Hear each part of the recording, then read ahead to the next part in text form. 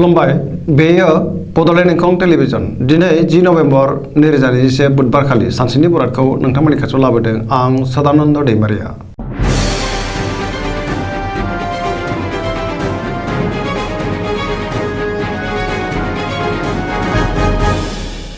सिगां फरायनो लादों मेष राशि गिबि हांखो अ ल दिनैनि साना जोबोर मोजां समाजाव लोगो लेवा बांगोन जेरावबो गोजोनै थानो हागोन बयजोंबो अनसायजागोन आरो मोजां सोमोन्दो लाखिनो रोंगोन गुबुननि हेफाजाब मोनगोन जेरावबो देरहासार जानो हागोन मावनो लानाय खामानिखौ थि समावनो मावफुंनो हागोन गोसोखौ जोबोर गोजोननाय मोनगोन देहाया दिनै मोजाङै थागोन बहानिफ्रायबा मोजां खौरां फैनो हागौ रांखावरियाव दिनै जोबोर मोजां होनजायो गोबां धोन आरजिनो हागोन बेफार फालांगियावबो जोबोर मोजां मुलाम्फा मोनगोन सोरबा लोगोनि हेफाजाब मोनगोन न'खराव दिनै अननाय फैगोन बिमा बिफानि बोर मोनगोन बहाबा थांनांगौब्ला दिनै जोबोर मोजां आरो मोजाङैनो हान्थिनो हागोन गुबुननि गोसोखौ बोनो हागोन गोसोनि बोलोआ बांगोन समाजाव मान मोनगोन लाइमोनफ्रा मोजां खौरां मोनगोन गोसोआ दिनै जोबोर रमान्टिक जागोन फरायसाफ्रा फरायनायाव गोसो दुंखांगोन आरो मोजां फिथाइ मोनगोन पजिटिभ एनार्जिनि गोहोम गोग्लैगोन।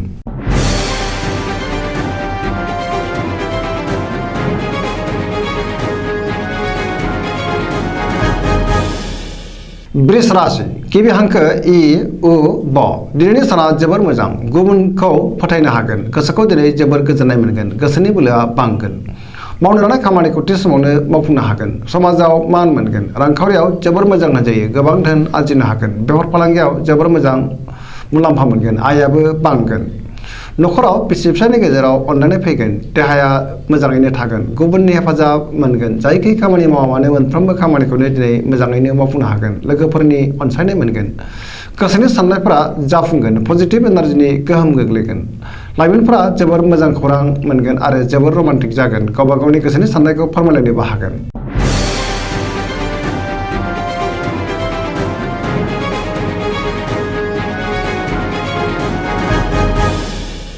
मिथुन राशि गिबि हांखो क स दिनैनि साना जोबोर मोजां बयजोंबो मोजां मोनजागोन सुथुरा जेननांगोन गोसोखौ दिनै जोबोर गोजोननाय मोनगोन गोसोआ जोबोर खुसि जागोन देहाया मोजाङैनो थागोन रांखावरियाव जोबोर मोजां मोननो गोनांखौ दिनै मोननो हागोन आयाबो बांगोन आरजिनाय धोनखौ दोनथुमनोबो हागोन बेफार फालांगियाव मोजां मुलाम्फा मोनगोन न'खराव दिनै बिसि फिसायनि गेजेराव अननानै फैगोन समाजाव मान मोनगोन गोसोनि बोलोआ बांगोन मावनो लानाय खामानिखौ थि समावनो आरो गोरलैयैनो मावफुंनो हागोन सोरबा लोगोआ हेफाजाब होगोन सोरजोंबा बाख्नाय जानो हागौ गुबुनजों मोजां सोमोन्दो लाखिनो रोंगोन लाइमोनफोरनि गोसोआ दिनै जोबोर रमान्टिक जागोन आरो गावबा गावनि गोसोनि साननायखौ फोरमायलायनोबो हागोन पजिटिभ एनार्जिनि गोहोम गोग्लैगोन जेरावबो जाफुंसार जानो हागोन।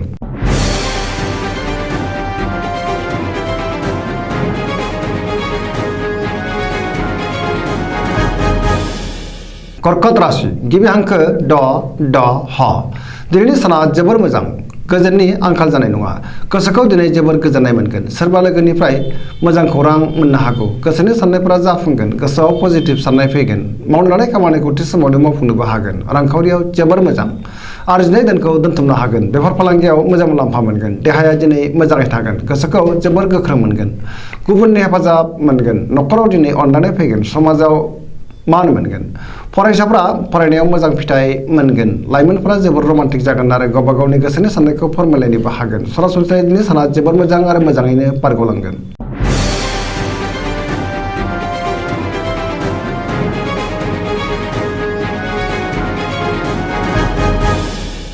सिंह राशि गिबि हांखो म ट दिनैनि साना मोजां आरो गाज्रिनि गेजेरजों बाबेनलांगोन गुबुननि थाखाय नाङा फाङा जेंनायाव गोग्लैनांनो हागौ थार लोगोनि आंखाल जानो हागौ सोरबा लोगोनि गाज्रि नोजोर गोग्लैनो हागौ सांग्रां जानाया गाहाम गोसोआव जोबोर बेले बेजे साननाय फैगोन मावनो लानाय खामानिखौ मावफुंनो गोब्राब जागोन सोरबा लोगोनिफ्राय हेफाजाबखौ मोननोबो हागोन बहाबा दावबायहैनो खाबु मोनगोन रांखावरियाव मोजां मोननो गोनांखौ दिनै मोननो हागोन बेफार फालांगियाव मोजां मुलाम्फा मोनगोन गोसोनि साननायखौ गुबुननो फोरमायनो हागोन न'खराव दिनै अननानै फैगोन समाजाव मान मोनगोन गुबुननि गोसोखौ बोनो हागोन देहाया दिनै मोजाङै थागोन गुबुननि थाखाय जिंगायाव गोग्लैनांनोबो हागौ सांग्रां जानाया गाहाम।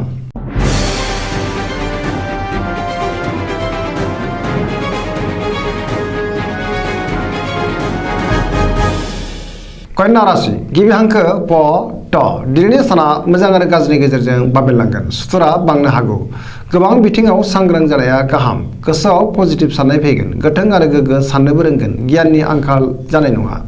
रांखावरियाव मोजां, नाथाय अब्लाबो खरसाया बांगोन। बेफार फालांगियाव मोजां मुलाम्फा मोनगोन। देहाया मोजाङै थागोन, अब्लाबो नाथाय जानाय लोंनायाव सांग्रां जानाया गाहाम। गोबां सुबुंखौ लोगो मोनगोन। न'खराव दिनै अननानै फैगोन।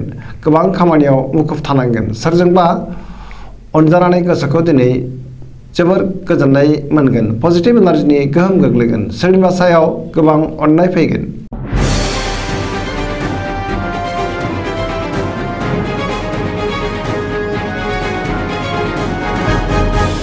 तुला राशि गिबि हांखो र ट।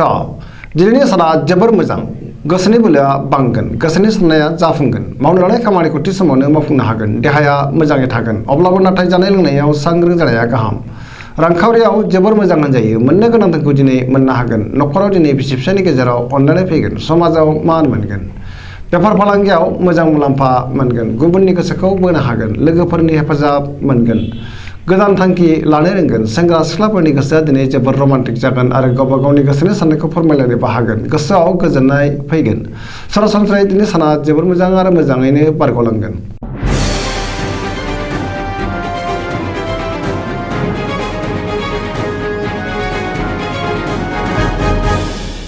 वृश्चिक राशि गिबि हांखो न स।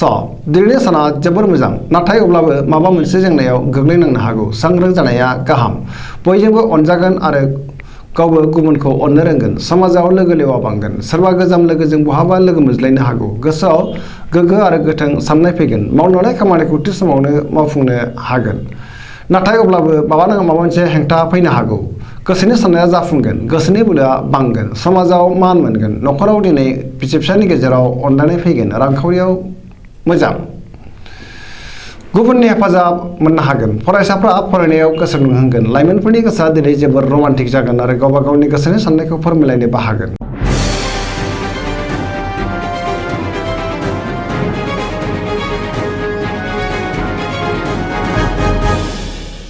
धनु राशि गिबि हांखो ढ फ भ।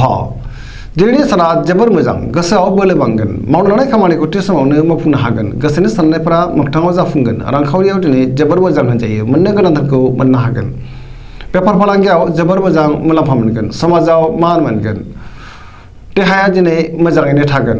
न'खराव बिसि फिसायनि गेजेराव अनलायनाय फैगोन। बिदा फंबायनि हेफाजाब मोनगोन। बहानिफ्रायबा मोजां खौरां फैनो हागौ। लाइमोनफोरनि गोसोआ दिनै जोबोर रमान्टिक जागोन आरो गावबा गावनि गोसोनि साननायखौ फोरमायलायनोबो हागोन। पजिटिभ एनार्जिनि गोहोम गोग्लैगोन।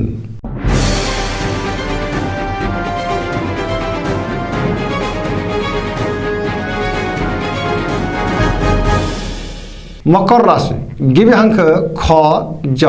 दिनैनि साना मोजां आरो गाज्रिनि गेजेरजों बाबेनलांगोन। गोसोनि साननायफोरा टेबोर नांगोन। सिगांनि बबेबा आद्रा खामानिखौ दिनै मावफुंनो हागोन। रांखावरियाव जोबोर मोजां।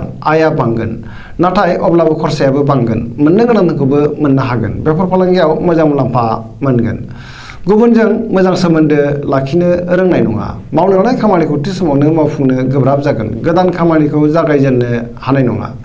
न'खराव दिनै एना एनि फैनो हागौ। सांग्रां जानाया गाहाम। बिदा फंबायनि हेफाजाब मोननो गोब्राब जागोन। सेंग्रा सिख्लाफ्रा गोसोनि साननायखौ फोरमायनो हागोन। गोसोआ जोबोर रमान्टिकबो जागोन। फरायसाफ्रा फरायनायाव गोसो दुंखांगोन आरो मोजां फिथाइ मोनगोन।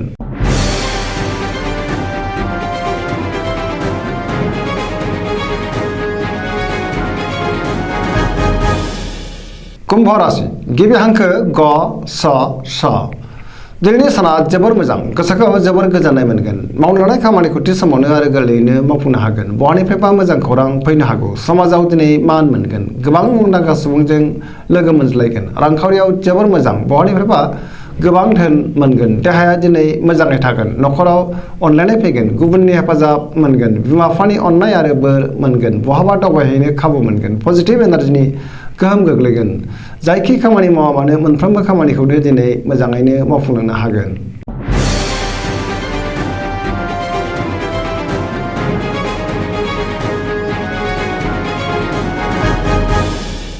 मीन राशि गिबि हांखो ड स।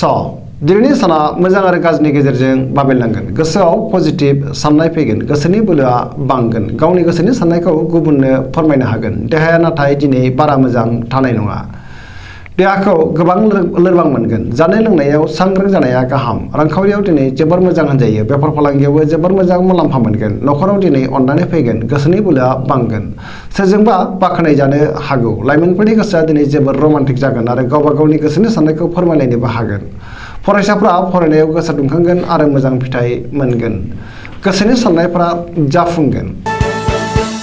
दिनैनि राशि फरायनाया एसेनोसै। जोबनायाव बेखौनो खावलायो जाहाथे नोंथांमोना सानफ्रामबो जोंनि बे बड'लेण्ड इंखं टेलिभिजनखौ नायबाय थायो आरो साबस्क्राइब खालामो, लोगोसे लाइक खालामो आरो शेयार खालामो। एसेनोसै, गोजोन्थों।